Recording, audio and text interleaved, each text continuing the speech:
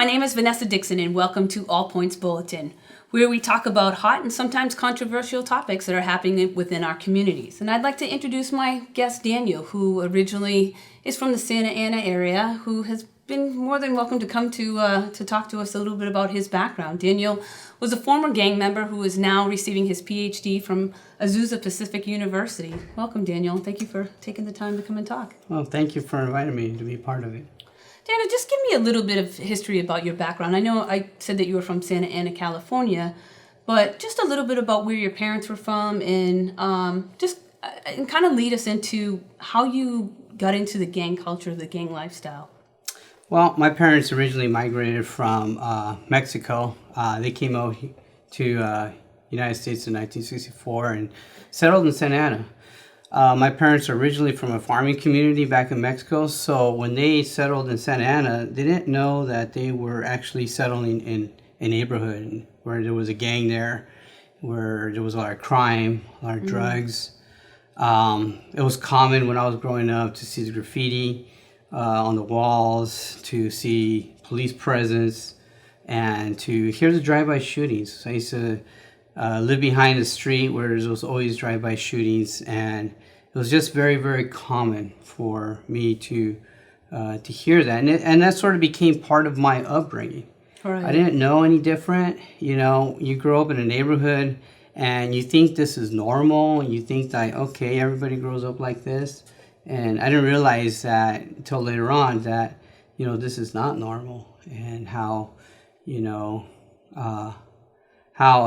traumatic some of the things that I experienced were. Do you think that the fact that your parents weren't necessarily Americanized was part of a problem as well? And I know we had shared before, and just describe to me a little bit about their level of education and their knowledge about the community that they moved into. Okay. Yeah, so my parents, they grew up in Mexico in a farming community, and basically they learned how to farm and agriculture, and so education wasn't a value back then. And my parents come from a very, very large family, so one of the things that they had to do was to take care of the family, take care of the siblings.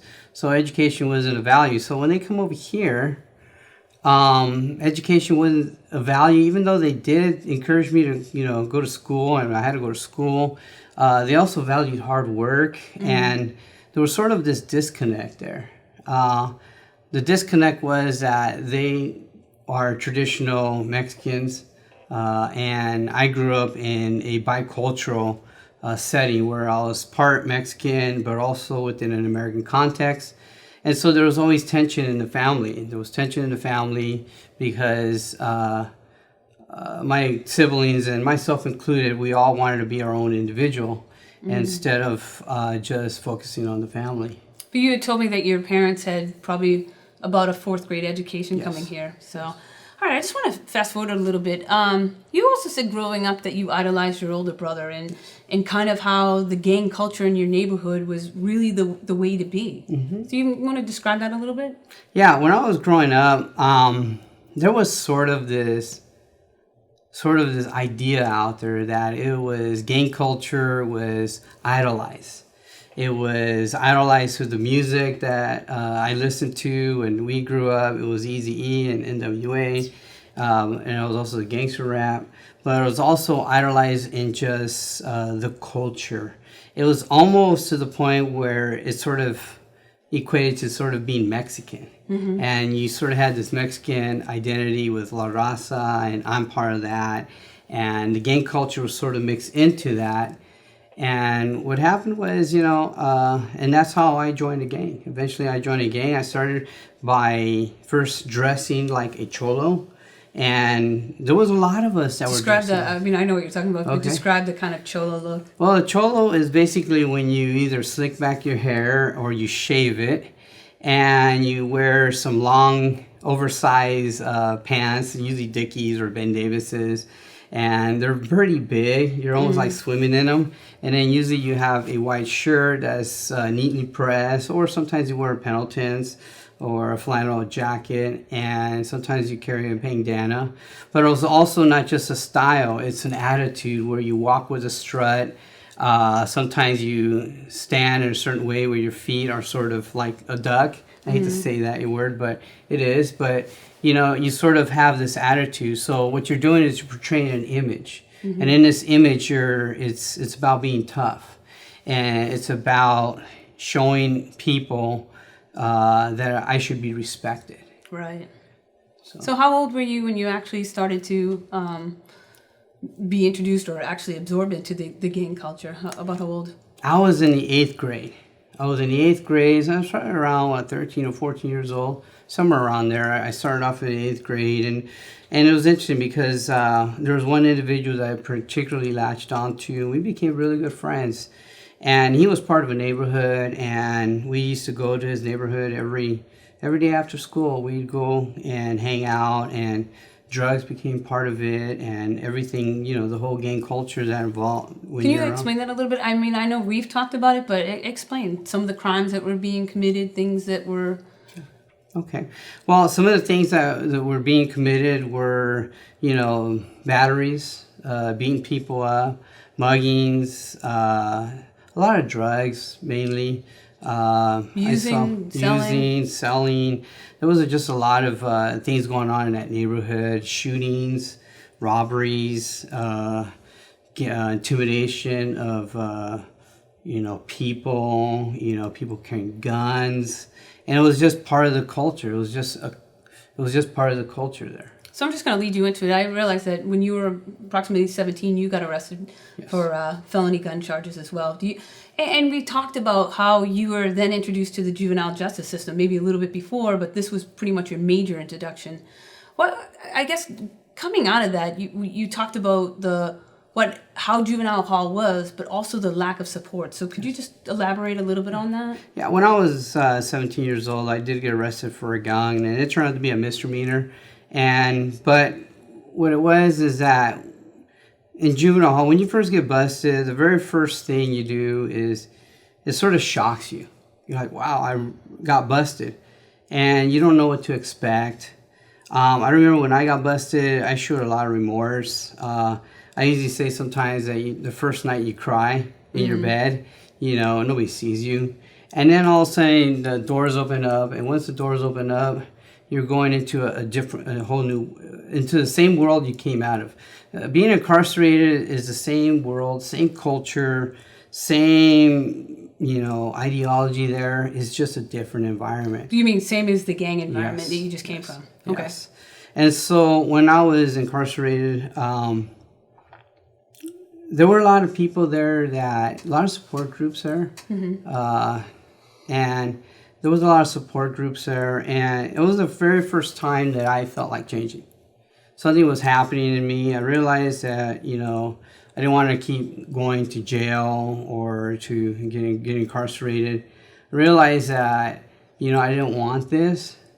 And, you know... So let me just stop you for a second. Would you say that this was also a time that you were able to kind of reflect on crimes that you may have been involved in, people that you may have hurt? And also we had talked about, you know, also fellow gang members that you lost because of gang violence and drive-by shootings. Yes, you know, usually when you go to jail, you usually sit there and you reevaluate your life. You think about your future, and you think about some of the people that have gone before you, some of the people that have died, some of the people that are still in the neighborhood and see their lives. And, you know, we had homeboys that were, you know, in their 40s and 50s, still doing drugs, still partying. It's almost like they never grew up. And so, like, then you start to reflect on your life, and do you want to be that way? And the intent is that you want to change. The intent is like, you know what, I want to change. You know, you go through the programs, there's the schools, you go to counseling, and there's a lot of support there. But once you get out, all the support is no longer there. I want just to focus on that a little, because I think that that's one of the key pieces, that we take juveniles and we try to give them all the supports, you know, whatever we can to kind of make them productive. But yet you really described that once you left juvenile hall, your supports and your connections, and not being able to go home to an environment because your parents were different, you know, meaning that they were, you know, born and raised in Mexico, and that, you know, it was a different culture and how you grew up on the streets as well. Yeah, when I got out, I was looking to change. I can honestly say I was looking to change. The intent was there, and the intent, but the intent wasn't enough. I needed support. I needed people to come alongside of me and encourage me. I needed to have the same organizations that were there inside the juvenile facilities to actually come and say, you know what, I'm here to help you. Right. Let me help you with the job. Let me help you with life skills. Let me help you with things like emotional regulation. But even beyond that, I needed new friends. I needed to be a part of something that was, I didn't want to be part of a gang anymore, but those were my friends. Those were my family. Those were the people that I really looked up to. And so it was difficult for me. And I eventually went back. And when I went back, it was a lot harder because, you know, some of the homeboys heard that I had said that I wanted to get out, and they challenged me on that. And I saw myself, you know, getting into fights again, going back into the gang lifestyle. And this time it was even deeper because I had to sit there and prove to them who I was and that I was, you know, down for the neighborhood. And that's, you know, looking at that now, looking at it now, you know, I realized that, you know, loyalty, you know, was conditional. Mm-hmm. And it was conditional on me being able to be down for my neighborhood. And it wasn't my so-called immediate friends that were the ones that would turn against me. It was the older people. There's different levels to gangs. So it was the guys, the veteranos, and the people that weren't close to me that really challenged me. Just before we take a break, I just wanted to ask you one question. Would you agree, and I know that people say this a lot, that gang lifestyle really replaced some of the things maybe you were missing in your family or your kind of core or nucleus that you really needed as a young person? Yes. What the gang lifestyle does, it makes you feel like you belong. Sometimes gangs, I refer to gangs like being part of the Boy Scouts. Because when you're part of a gang, you get a lot of encouragement.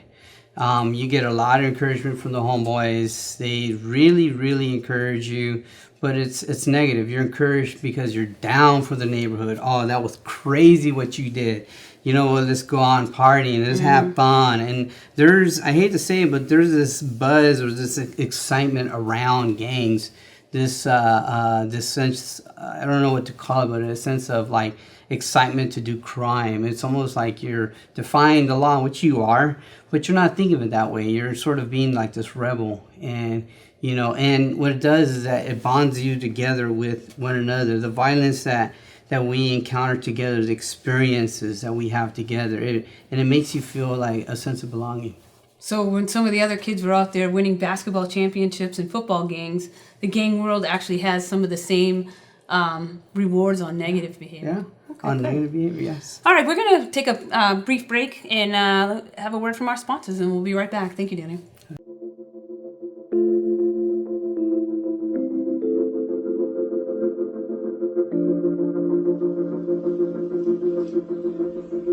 Hi, welcome to Adelante.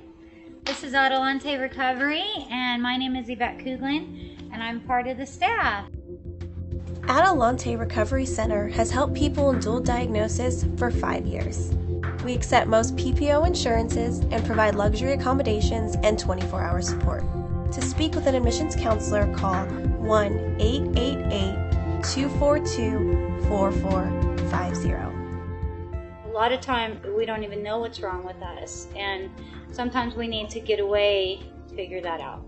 So if you want to go for a little retreat out in Corona Del Mar, which is a confidential location, we're here to help.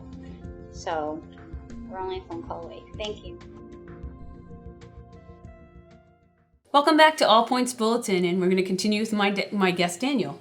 Daniel, I want to fast forward a little bit and really you have had such an amazing, you've gone back to school, you're working on your degree, and I want you to just share a little bit where you're at now. Okay. Yeah, so I am a third year doctoral student at Azusa Pacific University. I'm getting a PsyD, doctorate in psychology, and also have 2 master's degree and a bachelor's. But my doctorate in psychology, I got a doctorate in psychology because I really wanted to be to help people. I really want to be able to help people with what they're going through. I realized the benefits of learning psychology when I was going through my reformation, I should say. So. No, and you have an amazing, like I said, I mean, obviously you're extremely successful from where you came from. And what do you think can you recall maybe one incident that was a major game changer for you as well? Yeah, one of the major game changers for me was this one individual that I met. He instilled hope in me.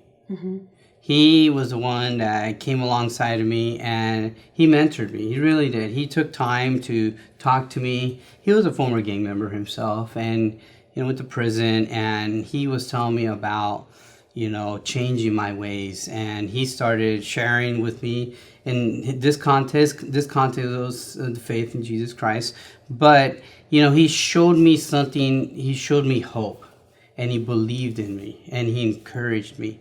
And that was the thing that sort of helped me to realize that there's more out there. There's more out there. And plus, also, I was going through an emotional crisis myself, in a sense that, I was realizing that I hurt a lot of people. The gang culture always hurts a lot of innocent people. And in the moment, you're not trained to sort of feel that pain. You're not there to feel the emotion or show empathy. And then I came to realize that, I've hurt a lot of people, and that was getting to me. That really, really gave me I had like what you call a moral or emotional, I don't know what you call it, but there was tension there. An epiphany or some kind of awakening? Yeah. You think, because I know you've kind of spoke about a couple of incidents, but there was one in particular that we had talked about. Do you mind just elaborating a little bit on about that? Which one? The drive-by shooting you talked about. Yeah, when I was about, 16 years old, my house got shot at. And at the moment, it just created anger in me. At the moment, it created anger in me, frustration, wanted revenge. But then when you see your parents go through it, and later on in life, as I reflected, on that incident and other incidents, I realized the sort of the trauma that my parents suffered because of the neighborhood. They were innocent bystanders. They could have gotten killed. My dad could have gotten killed, and because where the bullets went, it was right above where they were sleeping. So they did a drive-by. Yes. And so they vandalized the cars, and they came and slashed his tires, and they were innocent. When they moved from Mexico for a better life. They didn't sign up for this. Right. And so when I got out of a gang, it was one of the things I had to do was reconcile with them and tell them that I'm sorry. I'm sorry for everything I did, because I hurt them. And I'm getting a little bit emotional right now because it does hurt when I think about them, because they always cared about us. They loved us. They cared about us. They tried their best. But just the lure of the neighborhood was so strong that it lured us into it, and the tragedy is that they were victims of it. Right.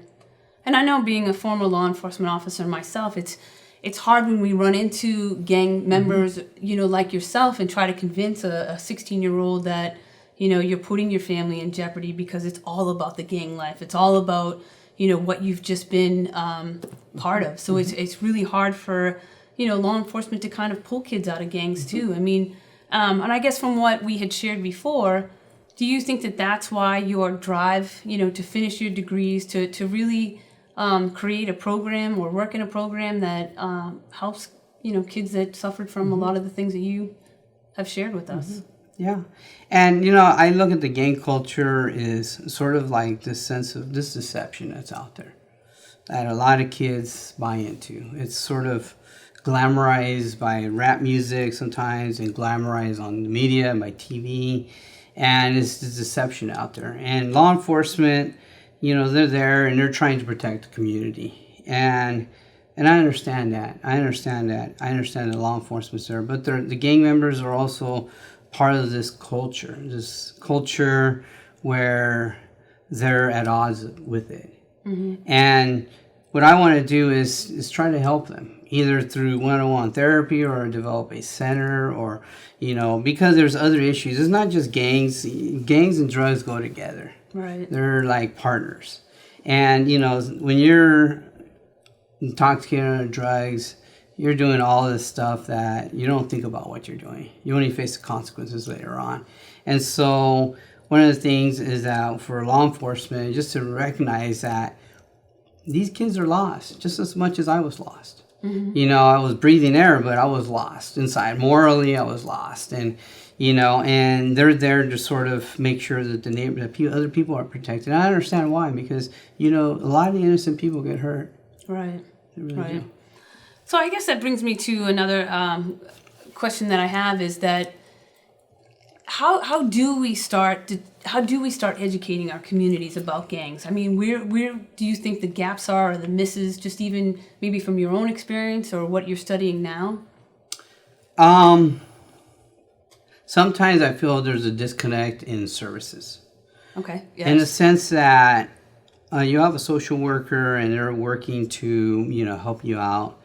And sometimes there's a disconnect there from the social worker to the therapist, and also understanding that the kid, you got to get the kid to have that epiphany where they want to change. And that's really difficult because you're fighting those forces. Right. Those forces that are lure them into. So part of it is to give them hope. They need hope. And then they need strong mentors in their life. People that are going to walk through them and re-educate them, to teach them how to and I like this, what it is to be a man, to be masculine, or, it's okay to cry. It's okay to have emotions. Anger isn't the only acceptable emotion on the street, and those are disconnect. And that's what we need, is we need more mentors. We need hope. But that's what we really need, because that's how I changed. Somebody gave me hope. And the way I changed was that people came alongside me. They didn't judge me for the things that I did. They accepted me. They gave me hope. They encouraged me. And then one day I, was hearing somebody talk about college, and I was thinking, why can't that be me? Why can't I go to college?